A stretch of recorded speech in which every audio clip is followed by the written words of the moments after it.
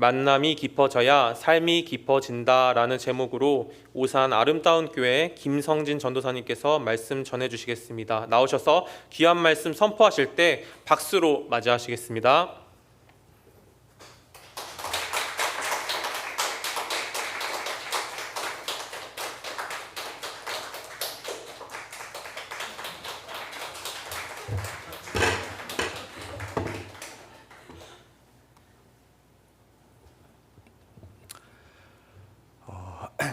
사명 전사님께서 저녁을 거하게 사주셔서 제가 얼굴이 살짝 부었습니다. 작년에 배웠을 때는 오랜만이라는 느낌이 별로 없었는데요. 오늘은 뭔가 굉장히 오랜만에 뵌 듯한 기분이 듭니다. 이 공간에서 되게 웃기게도 가장 익숙한 사람이 설사명 전도사님입니다.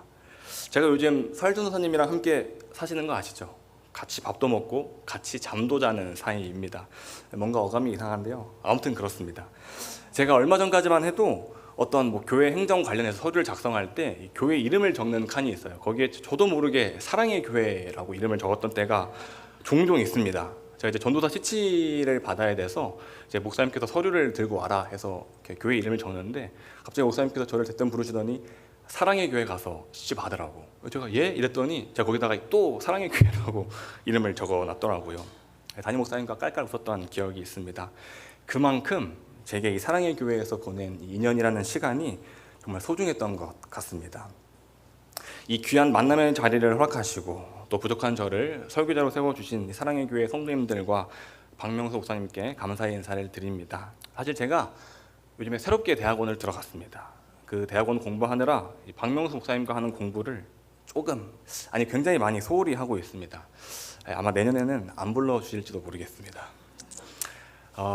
오랜만에 배워도 여전히 좋다 이런 이야기를 제가 좀 길게 했습니다. 이만 줄이고 출애굽기 16장 1절에서 12절 말씀을 통해서 만남이 깊어져야 삶이 깊어진다 라는 제목으로 하나님 말씀 나누도록 하겠습니다.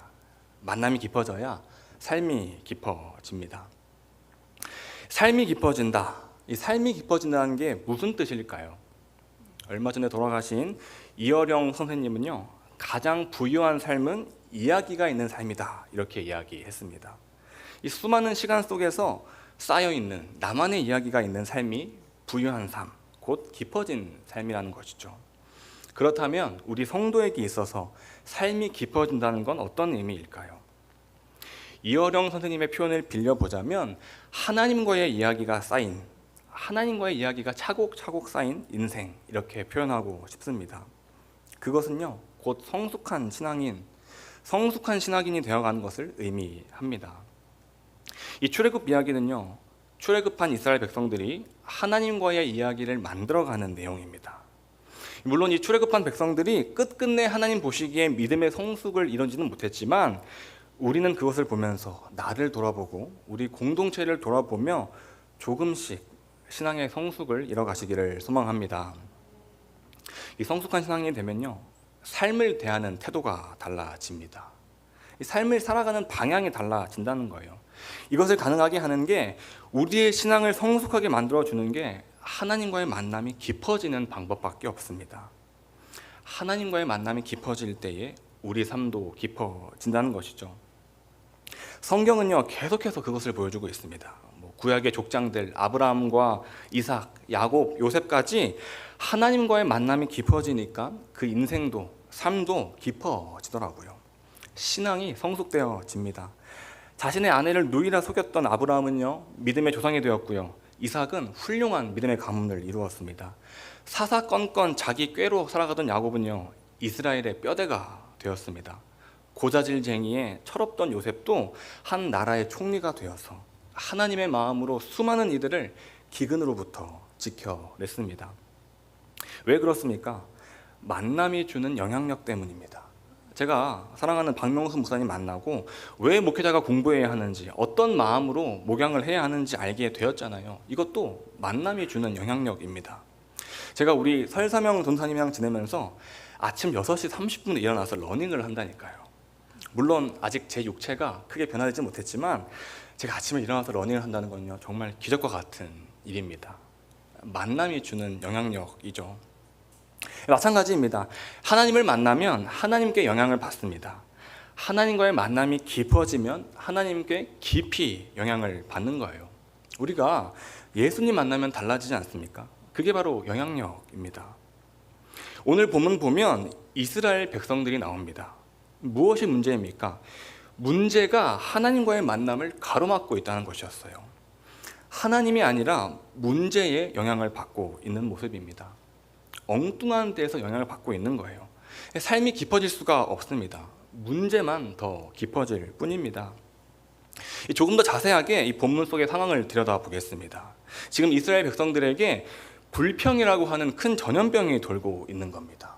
이 불평은요, 코로나보다 전염력이 훨씬 강하거든요. 금세 온 공동체에 퍼져 버렸습니다. 우리 본문 2절을 함께 읽어보겠습니다. 본문 2절을 함께 읽겠습니다. 시작. 자손 온 회중이 그 광야에서 모세와 아론을 원망하여. 아멘. 이스라엘 백성들이 누구입니까? 불평해서는 안 되는 사람들이죠. 노예로 살다가 죽었어야 할 그 비참한 인생 하나님이 구원해 주지 않았습니까? 본문 1절을 보니까 애굽에서 나온 후 둘째 달 15일이라. 그러니까 출애굽의 은혜를 경험한 지 한 달 반 정도 됐다는 거예요. 우리가 감기에 걸려도 6개월은 면역이라는데 하나님이 구하셨다라고 한다면 최소 1, 2년 불평에 대해서 면역이어야 할 것 같은데요. 온 회중이 원망하였다. 그 마음과 입에 불평이 가득했다는 거예요. 어떤 사람이 그럽니다.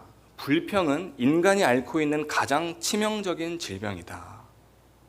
이스라엘 백성들을 봐도 그렇고요. 저를 봐도 그렇더라고요. 예나 지금이나 불평이 큰 문제라는 건 변함이 없습니다. 이 불평이라는 병이 위험한 이유는요, 아주 고약한 합병증이 따라오기 때문입니다. 불평 안에 여러 가지 미운 감정들이 섞여 있거든요. 우리 본문 3절을 함께 읽어보도록 하겠습니다. 3절 읽습니다. 시작.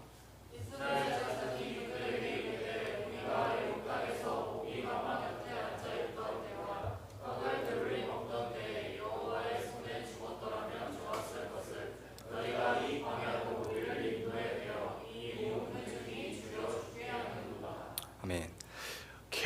계속해서 불평하고 있는 모습입니다. 마음 가운데 있는 불만이 입으로 표출된 게 바로 불평이죠. 이미 그들 마음에 불만이 자리하고 있었다는 겁니다. 애굽에 있을 때가 차라리 더 좋았다는 거예요. 현재의 삶에 만족하지 못합니다. 그리고 불안이 따라옵니다. 이러다 굶어 죽는 거 아니냐 이렇게 이야기하는 거예요. 남의 땅에서 얹혀 살지언정 애굽에서는 배를 굶을 일도 없었고 그것 때문에 불안할 필요도 없었다는 겁니다. 불안과 불만, 여기에 한 가지가 더 있는데요. 바로 불신입니다. 이 불안과 불만 속에는 불신이 숨겨져 있었어요. 이스라엘 백성들의 불안과 불만 속에 담긴 속뜻이 무엇입니까? 도대체 하나님이 어디 계시냐 이거 아닙니까? 10가지 기적을 통해서 자신들을 애굽에서 구출한 하나님, 바다를 갈라서 군대의 추격으로부터 지켜주신 하나님, 그리고 당장 출애굽기 15장에서 마실 수 없는 쓴 물을 단물로 바꾸셨던 그 하나님, 늘 함께 계셨던 하나님이 지금은 어디 있느냐 이렇게 질문하는 겁니다. 그 증거가 무엇이었습니까? 그들의 불평이 지금 어디를 향해 있습니까? 하나님이 아니라 모세와 아론을 향해 있잖아요. 하나님을 무시하고 있습니다. 하나님이 안중에도 없는 거예요. 이건 정말 말도 안 되는 불신입니다. 불평이 무서운 이유는요, 불안과 불만, 불신, 이러한 합병증들을 끊임없이 몰고 다니기 때문입니다. 이스라엘 백성들만 그렇습니까? 우리의 입술과 우리의 마음에는 어떠한 불평이 있는지 점검해 보시길 바랍니다. 잘 살펴보면요, 결국 하나님을 향한 불신으로 이어져 있다는 걸 보게 됩니다. 그런데 아무리 생각해봐도 저는 우리 불평하지 맙시다 이렇게 쉽게 말 못하겠더라고요. 우리 삶을 보십시오. 입술과 마음에 불평이 없을 수가 있습니까? 불안, 불만, 불신, 여기에서 자유로울 수가 있습니까? 가스비가 2배나 올랐대요. 물가가 오르는 속도를 내 월급이 못 따라와요. 자녀들도 내 마음 같지 않지 않습니까? 어제까지 말을 잘 듣던 우리 자녀가 오늘 봤더니 사춘기가 오잖아요. 대화가 사라지기 시작합니다. 자식 하나 바라보고 버텼는데 그 자식이 부모 마음 몰라줄 때 얼마나 서운합니까? 자녀들은 불평이 없습니까? 중학생만 돼도요, 주변이 보이기 시작합니다. 내가 가지지 못한 것들이 막 보이기 시작한다고요. 아, 우리 집은 돈이 없구나. 아, 세상에는 정말 잘난 친구들이 이렇게나 많구나.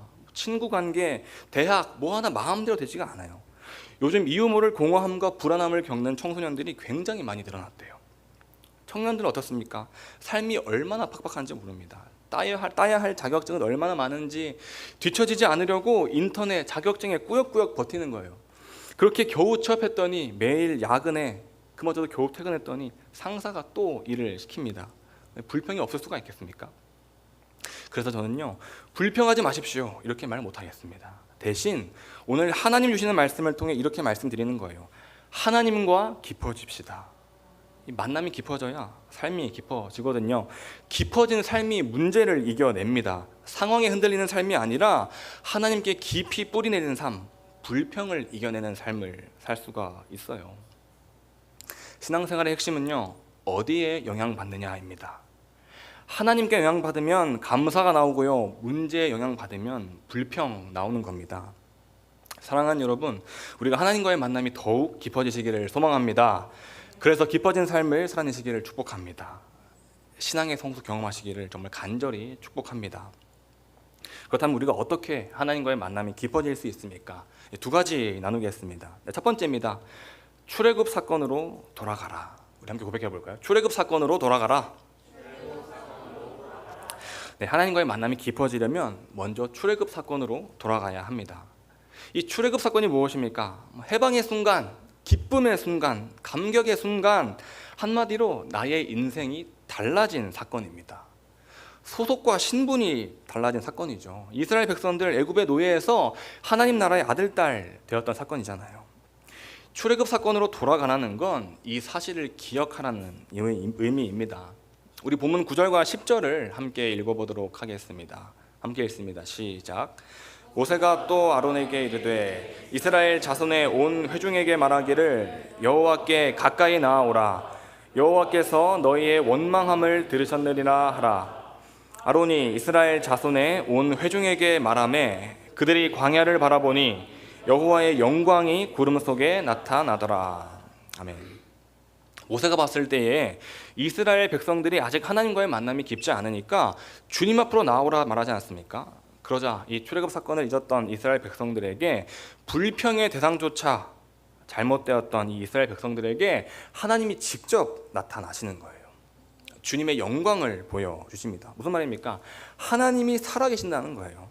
하나님의 존재를 보여주시는 겁니다. 그것 통해서 나 여호와가 너희를 위해 일했다. 나 여호와가 너희와 함께 있다. 이거 기억하라는 겁니다. 이 기억한다는 게 정말 중요합니다. 왜 그러냐면요, 이 기억이 우리를 살아가게 하기 때문이거든요. 저는 21살에 인격적으로 예수님 만났습니다. 사실 점점 나이를 먹다 보니까 20살 겨울이었는지 21살 겨울이었는지 가물가물해요. 인격적으로 예수님 만난 때가 그때라는 거지 제 삶을 이끌어 가시는 예수님은 그 훨씬 전부터 계셨겠죠. 아직도 기억나는 사건이 있는데요, 제가 고3 때였습니다. 그때는 야간 자율학습이라는 게 있었습니다. 줄여서 야자라고 하는데요, 말이 자율이지 거의 강제였어요. 9시까지 학교에 남아서 공부했던 것 같아요. 하루는 저희 모교에서 집회가 있었습니다. 야자를 마치고 그 강사님 만나서 인사를 드리는데요, 이런저런 이야기를 나누다가 강사님께서 제게 축복 기도를 해주셨습니다. 그때 이렇게 기도해 주셨어요. 하나님, 이 아들이 임마누엘의 하나님을 잊지 않게 하소서. 제가 다른 건 기억이 안 나도 이 문장은 기억에 선명합니다. 임마누엘, 하나님이 함께 하신다 아닙니까? 이때 뭔가 잘은 몰랐지만 하나님이 정말 나와 함께 하시겠구나, 그런 게 느껴졌어요. 이 임마누엘 하나님에 대한 기억은요, 제 삶의 크고 작은 어려움을 이겨내는 힘이 되었습니다. 제가 군대에서 처음 6개월 동안에 예수님 믿는다는 이유로 그렇게 핍박받았을 때에도, 처음 서울에 올라와서 외로웠을 때에도, 예기치 못하게 가까운 친구와 멀어지게 되었을 때도, 순간순간 미래가 불안할 때도 이 임마누엘 하나님이라는 이 기억이 저를 버텨내게 했습니다. 하나님께서는요, 이따금씩 제가 정신 못 차리고 헤맬 때에 항상 이 임마누엘 하나님, 요걸 기억하게 하시더라고요. 그 기억이 지금도 저를 살아가게 합니다. 여러분에게도 이런 순간 있으시죠? 예수님을 인격적으로 만난 순간, 예수님과 뜨거웠던 순간, 예수 나의 첫사랑 되시네, 이런 찬양도 종종 고백하시잖아요. 이것도 일종의 출애굽 사건인 것입니다. 출애굽 사건으로 돌아가라. 하나님의 살아계심을 경험했던 거, 하나님이 나와 함께 일하신다는 거, 그거 기억하라는 겁니다. 그때 만남이 깊어지기 시작합니다. 그래서 사단이요, 우리의 기억을 왜곡합니다. 여러분, 미화와 망각 이 두 단어 들어보셨죠? 사실 이 망각, 미화 이 두 단어는요, 하나님이 우리에게 주신 선물입니다. 우리가 삶을 올바르게 살아가면 이 미화와 망각이 얼마나 이로운지 몰라요. 그러니까 사단은 이걸 아주 교묘하게 이용하는 겁니다. 어떤 한 순간, 어떤 한 지점을 끊임없이 아름답게 보이게 만들어요. 과거에 죽치고 앉아있게 하는 거죠. 그러고는 하나님의 일하심은 쏙 까먹게 만드는 거예요. 앞으로 나아갈 수 없도록 미화와 망각, 주님 주신 복을 자기 마음대로 주무른다는 겁니다. 지금 이스라엘 백성들이 딱 그 모습 아닙니까? 애굽에 있었던 때 그때가 좋았지 이러는 거예요. 정말로 그때가 좋았습니까? 출애굽기 5장을 보면 이스라엘 백성들이 감당해야 했던 노역이 나옵니다. 이 출애굽기 5장 7절과 8절을 세 번역으로 제가 한번 읽어보도록 하겠습니다. 너희는 벽돌을 만드는 데 쓰는 짚을 더 이상 이전처럼 저 백성에게 대주지 말아라. 그들이 직접 가서 짚을 모아오게 하여라. 그러나 벽돌 생산량은 이전과 같게 하여라. 벽돌을 만들어야 하는데 벽돌 만들 재료는 직접 구하라는 거예요. 그런데 그 만들어내는 벽돌의 수가 줄어서는 안 된다. 정말 말이 안 되죠. 그때 본인들이 했던 고백이 무엇이었습니까? 이러다 죽겠다 아니었습니까? 그때가 좋았지가 아니라 이러다 죽겠지였다고요. 그런데 사탄이 이거 쏙 있게 만들고 배를 굶지 않았다는 거, 그 사실만 강조하니까 그때가 좋았다 이런 말도 안 되는 말 하게 하고 있는 거예요. 제가 아름다운 교회에서 처음 청년들 만났을 때에 무엇이 가장 힘들었던 줄 아십니까? 다들 하나같이 그때가 좋았다라는 거예요. 그때는 한두 시간씩 뜨겁게 기도했대요. 그때는 늘 교회에 사람이 많았대요. 그때는 같이 여수도 가고 소중한 추억을 많이 만들었답니다. 그때는 하나님을 향한 뜨거움이 있었답니다. 자꾸만 그 순간에만 머물러 있더라고요. 앞으로 나아갈 힘은 없고 지금의 문제를 마주할 용기는 없고 그저 그 순간에 머물러서 그때의 기억으로 하루하루를 연명하고 있더라고요. 아니, 죽어가고 있었습니다. 사랑하는 사랑의 교회 성도 여러분, 여러분은 어떻습니까? 어느 지점에 머물러 있으십니까? 이미 지나간 일입니다. 그것이 행복했던 일이었건 상처이고 아픔이던 간에 이미 지나간 일이라는 거예요. 이 사단이 미화와 망각을 교묘하게 이용하는 사실을 기억하시길 바랍니다. 하나님이 주시는 미화와 망각은요, 앞으로 나아가게 하기 위함입니다. 설령 정말 그때가 좋았다 할지라도 하나님의 마음은 우리가 앞으로 나아가길 원하십니다. 하나님 계획 안에서 보면 정말로 좋은 때는 아직 오지 않았습니다. 그래서 회개가 중요합니다. 회개가요, 우리의 있는 현실 그대로를 바라보게 하기 때문입니다. 하나님의 일하심을 온전히 기억하게 하기 때문입니다. 출애굽 사건으로 돌아가라, 하나님을 기억하라, 결국 회개와 이어지게 되어 있습니다. 이스라엘의 종교개혁을 주도했던 위대한 왕 요시야 왕을 보세요. 종교개혁의 핵심이 무엇이었습니까? 하나님께로 돌아가자였다는 것이었습니다. 우리가 언제 가장 행복했는가? 우리가 언제 가장 강력했는가? 주변에 있는 강대국에 붙어있을 때였던가? 아니다. 하나님과의 사귐이 있었을 때 그때가 가장 행복했다. 지금 우리는 하나님의 살아계심을 잊어버렸다. 하나님이 우리와 함께 하심을 잊어버렸다. 이제 여호와께로 돌아가자. 그거 기억하니까 회개가 따라오잖아요. 이게 바로 요시야 왕이 추구했던 개혁의 방향성이었습니다. 우리가 회개의 필요성을 정말 많이 이야기하지만 정작 회개하는 일은 많이 없더라고요. 연말 정산하듯이 한 해를 정리하면서 드리는 회개 정도. 그나마 우리 아이들은 1년에 한두 번 수련회라도 있지. 어른들은 회개할 시간이 없어요. 그나마 사랑의 교회는 금요 기도회 때 이 하나님 앞에 나의 문제를 놓고 기도할 수 있으니 얼마나 감사한지 모릅니다. 제대로 기도하면 나의 죄가 떠오를 수밖에 없잖아요. 다들 그런 경험하시지 않습니까? 하나님 앞에 내 삶의 문제를 놓고 기도하다가 회개하다 돌아오는 경험. 회개만 잘해도요, 하나님 마음은 저절로 알게 돼요. 삶의 문제는 저절로 해결됩니다. 여러분 그거 아십니까? 예수님과의 뜨거웠던 첫사랑도 사실 회개부터 시작했습니다. 그래서 성도는요, 날마다 회개합니다. 죄책을 덜기 위함이 아니라 하나님과의 관계를 위해서입니다. 사랑하는 여러분, 하나님과의 만남이 깊어지기 위해서 우리는 어떻게 해야 합니까? 내 인생의 출애굽 사건으로 돌아가야 합니다. 하나님이 일하신다, 하나님이 함께 하신다, 이거 기억해서 앞으로 나아가야 합니다. 그때 만남이 깊어집니다. 우리의 삶이 깊어진다는 것이죠. 두 번째입니다. 광야를 피하지 마라. 함께 고백해 볼까요? 광야를 피하지 말자. 하나님과의 만남이 깊어지려면 인생의 광야를 피하지 말아야 합니다. 우리가 이 광야를 막연하게 외로움의 장소, 상실의 장소, 고난의 장소로 생각하는데요, 반대로 생각하면 광야는요, 하나님의 일하심을 날마다 경험하는 자리입니다. 하나님의 살아계심을 날마다 체험하는 자리입니다. 너무 익숙한 이야기이신가요? 그럼에도 결국 답은 광야에 있습니다. 우리 본문 12절을 함께 읽어보도록 하겠습니다. 본문 12절 함께 읽습니다. 시작.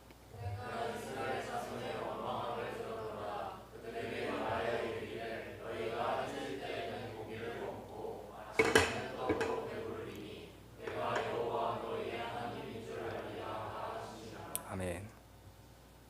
그들의 원망을 아시는 하나님, 그들의 필요를 아시는 하나님께서 그들을 먹이시겠다는 거예요. 이스라엘 백성들에게 광야는 배고픔의 자리였고 원망의 자리였는데요, 이제는 날마다 만나와 메추라기가 떨어지는 자리, 하나님이 우리의 하나님이심을 알게 되는 자리가 되었습니다. 더불어 하나님을 신뢰하지 못했던 자신의 연약함을 돌아보는 자리가 되었죠. 여기서 우리가 주목해야 할 게 무엇입니까? 만나와 메추라기가 아닙니다. 그걸 통해서 날마다 하나님이 일하고 계심을 경험하는 거, 여기에 이것을 주목해야 합니다. 이것 통해서 이스라엘 백성들은 무엇을 알게 되었을까요? 우리가 주목해야 할 것은 나의 굶주림이 아니라 하나님의 주심이구나, 이거 아니었겠습니까? 날마다 광야에서 하나님의 일하심을 경험한 이스라엘 백성들, 나의 주림을 해결하시는 하나님의 주심, 이것을 통해 하나님과의 만남이 깊어지는 겁니다. 삶이 깊어집니다. 신앙이 성숙되어 갑니다. 그렇다면요, 이렇게 적용해 볼 수 있을 것 같아요. 우리가 예배드리고 말씀 보는 게 의미 있는 이유가 무엇입니까? 예배드리는 행위, 말씀 읽고 찬양하는 행위, 그것에서 오는 나의 주림을 채우는 나의 어떠한 만족 때문입니까? 아닙니다. 예배드릴 때 하나님을 경험하고, 말씀 읽을 때 하나님을 경험하고, 찬양할 때 하나님을 경험하고, 그 자리를 통해 하나님의 일하심을 경험하기 때문에, 하나님의 주심을 경험하는 시간이기 때문에 의미가 있는 줄 믿습니다. 기도는 나의 주림을 해결하는 도구입니까? 아닙니다. 하나님의 주심을 경험하는 시간입니다. 동일합니다. 우리에게 주어진 삶이 아무리 버겁더라도 그 삶을 버텨낼 수밖에 없는 이유는 무엇입니까? 그 자리 역시 하나님이 일하시는 자리이기 때문입니다. 내 직장이, 내 학교와 가정이, 심지어 나의 교회가 광야와 같을지라도 그 자리를 피할 수 없는 이유는요, 그 자리에서 하나님의 살아계심을 경험하게 되기 때문입니다. 이것만 경험하면요, 그때 하나님을 경험했던 그 광야가 이제 하나님을 경험하는 광야가 되는 거예요. 광야는요, 하나님과의 만남이 깊어지는 자리입니다. 물론 우리에게 이 광야를 피하고 싶은 마음이 있죠. 하나님 뜻이 아무리 분명해도 가기 싫은 곳, 하기 싫은 일이 있어요. 선지자 요나가 그랬습니다. 하나님이 요나에게 니느웨로 가서 심판을 선포하라고, 회개를 선포하라고 말씀하시잖아요. 니느웨가 요나의 광야예요. 너무 가기 싫잖아요. 그래서 요나가 어떻게 했습니까? 하나님의 얼굴을 피해 정반대 방향인 다시스로 가는 배에 올라탔습니다. 내가 가진 명성, 안락한 삶을 다 뒤로 하고 떠날 만큼 광야의 자리에는 있기 싫었던 것입니다. 그 뒤의 이야기를 우리는 너무나 잘 알고 있습니다. 광야를 피한 자리에 폭풍과 깊은 바다가 기다리고 있었습니다. 더 이상 피할 곳이 없습니다. 광야를 피하려다가 인생의 더 깊은 바닷속으로 빠지게 되는 거죠. 반면 이 주어진 광야를 하나님을 경험하는 자리로 바꾼 사람들이 참 많습니다. 듣기만 해도 도전이 되더라고요. 저는 이때 먼저 다윗을 떠올립니다. 다윗이 처음부터 영광스러운 이스라엘의 왕이었습니까? 아닙니다. 사무엘상 보면 다윗은 사울 왕에게 쫓기는 도망자 신세였습니다. 무려 10년이 넘는 시간 동안 광야를 떠돌았어요. 겨우 찾아간 곳이 아둘람 굴이었습니다. 그런데 그곳에 누가 찾아옵니까? 사무엘상 22장 보니까 환난당한 자, 빚진 자, 마음에 원통한 자 약 400여 명이 다윗을 찾아옵니다.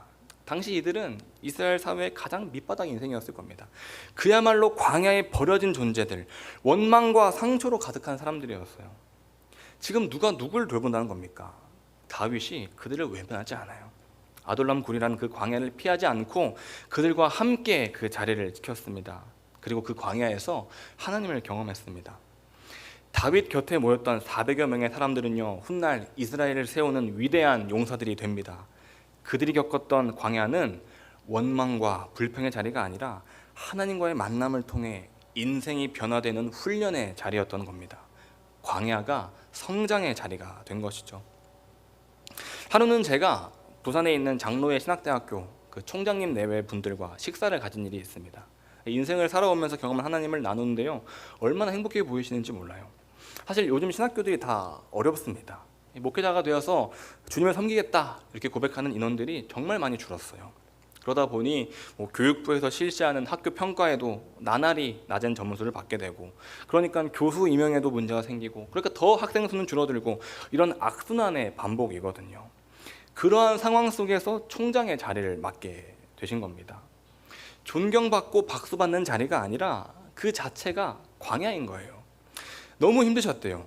원래 이 목사님 내외가 남미 쪽에서 수년 동안 선교사로 지내시다가 한국에 청빙받아 오신 건데, 청빙받아왔던 그 교회도 어려운 상황이었대요. 대립과 상처들로 얼룩져 있는 그 교회를 하나님 안에서 건강하게 일으켜 세우시고 회복시켰던 그 과정에서 정말 많은 어려움과 별의별 일들을 겪으셨는데, 총장 직무는 또 다른 면에서 상상할 수 없는 스트레스가 있었다는 거죠. 학생들도 불만, 임직원들도 불만, 교수진도 불만, 이사회들도 불만, 그 불만에 둘러싸여서 말 그대로 쉴 새 없이 어떠한 것을 판단을 내리고 결정하는 그 일을 진행하는 게 너무나 괴로우셨대요. 살은 10kg나 빠졌고요, 매일 3, 4시간밖에 잠을 못 잤다고 하니 얼마나 그 삶이 피폐했겠습니까? 광야죠.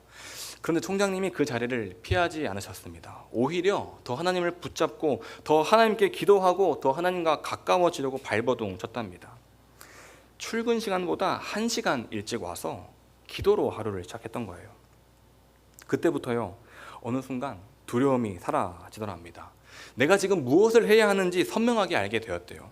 그때부터 학교가 정말 빠르게 안정화가 되었고요, 지금 이제 하나님께도 사람에게도 칭찬받는 멋진 총장으로 임기를 마무리했습니다. 여러분, 광야는요 힘듭니다. 사막에 오아시스가 있죠. 인생의 광야에는 오아시스 같은 건 없어요. 반드시 힘듭니다. 대신 그 광야에는 하나님이 계십니다. 그러니 그 자리를 피하지 마시길 바랍니다.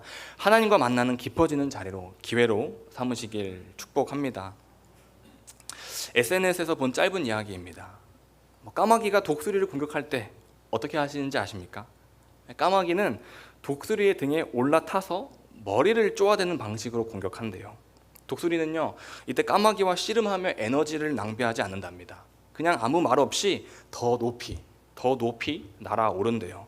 그러다 공기가 해박해지면 까마귀는 스스로 떨어져 나간답니다. 사실 이게 저게 정말 의미가 있지만 사실인지는 알 수가 없어요. 교훈을 전달하기 위한 어떤 우화로 보시면 좋을 것 같아요. 우리에게 주어진 이 광야의 문제, 우리를 힘들게 하는 수많은 일들이 마치 이 까마귀와 같습니다. 그 문제와 직접 싸우려 하지 마십시오. 그 문제에 갇혀서 원망으로 에너지를 낭비하지 마십시오. 하나님께서 주시는 힘으로 더 높이 날아오르시기를 축복합니다. 광야는 바로 그렇게 우리의 시야를 넓히고 우리의 영적 수준을 높이는 하나님과의 만남이 깊어지는 자리입니다. 그러니 그 자리를 피하지 마십시오. 하나님과 만남이 깊어지는 자리로, 기회로 삼으시기를 축복합니다. 한 가지 이야기만 하고 설교를 마무리합니다. 제가 이번 주 월요일부터 수요일까지 중고등부 아이들을 데리고 연합 캠프를 다녀왔습니다. 이 수련의 주제가 위로하심이었습니다. 우리 아이들에게도 고민이 있고 아픔이 있거든요. 그런데요, 나오시는 강사 목사님마다 하나님 만나야 한다, 이 말씀만 하시는 거예요. 위로라는 단어는 한마디도 안 나왔어요. 이 목사님도 하나님 만나야 된다, 저 목사님도 하나님 만나야 된다, 간증하시는 분도 하나님 만나야 된다, 찬양 인도자까지 하나님 만나야 된다. 계속해서 하나님 만나야 된다 이야기만 하는 거예요. 제가 속으로 하나님 도대체 위로는 언제 주실 겁니까? 이렇게 물었어요. 그런 가운데에, 이런 기도 가운데에 하나님이 딱 이렇게 말씀하시더라고요. 나를 만나는 게 가장 큰 위로 아니니? 딱 이렇게 말씀하시더라고요. 꿈이 없어서 방황하는 아이들, 막연한 미래 때문에 불안한 아이들, 선택의 순간에 놓여지고 그 책임을 지기에 한없이 연약한 아이들, 한마디로 위로가 필요한 우리 아이들에게 그 무엇을 말한다 한들 위로가 되겠습니까? 우리 아이들에게 가장 큰 위로, 가장 필요한 위로는요, 바로 하나님이었습니다. 하나님을 만나야 그 인생에 답이 생기거든요. 결국 하나님과의 만남이 깊어져야 삶이 깊어진다, 이 말씀이더라고요. 사랑하는 여러분, 우리라고 다를 거 없습니다. 요즘 우리는요, 그 어느 때보다 위로가 필요한 시기를 살아가고 있습니다. 무엇으로 위로를 얻으시겠습니까? 돈, 휴가, 자녀의 성공, 그것들요 잠깐의 대안 될 수 있습니다. 그러나 근본적인 위로는 하나님과의 만남에서 오는 줄 믿습니다. 그 어느 때보다 위로가 필요한 시대, 이 말은요 바꿔 말하면 그 어느 때보다 하나님을 만나야 하는 시대라는 말입니다.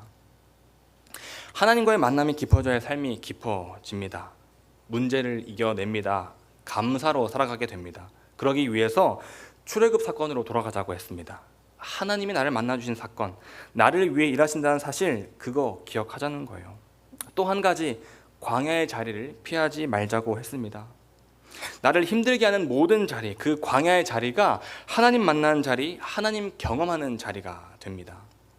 남은 한 주도 하나님과의 만남이 깊어지게 되기를 축복합니다. 그래서 우리의 인생 또한 깊어지는 신앙의 성숙을 이뤄내시기를 주님의 이름으로 축복합니다. 기도하겠습니다. 하나님 감사합니다. 이스라엘 백성들을 통하여서 우리의 모습을 돌아보게 하시니 감사합니다. 하나님, 우리가 지금 어디에 머물러 있습니까? 하나님 기억해서, 그 출애굽 사건 기억해서 앞으로 나아가는 은혜가 있기를 축복합니다. 하나님, 우리가 나를 힘들게 하는 그 광야의 자리를 피하지 않고 그곳에서 하나님을 경험하여서 신앙의 성숙을 이뤄내길 기도합니다. 하나님, 우리 사랑의 교회가 정말 하나님과의 만남이 깊어져서 삶 또한 깊어지는 그런 멋있는 교회 되기를 주님의 이름으로, 예수님의 이름으로 기도합니다. 아멘.